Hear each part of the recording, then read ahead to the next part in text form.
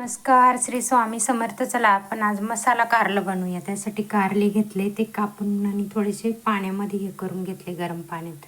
त्यासाठी काळा मसाला, लाल तिखट, धना पावडर, कोथिंबीर आणि जाड मीठ घेतलं आहे. याच्यामध्ये कांदा, लसूण, आलं, खोबरं भाजतं आहे. आता हे आपण सगळं मिळून वाटून घेऊया. बघा, हे मिक्सरमध्ये काढून घेतले. आता कोथिंबीर टाकून वाटून घेऊ. हे आताच आपला काळा मसाला टाकू. बघा, आपला मसाला वाटून घेतला, कढई ठेवून घेतली.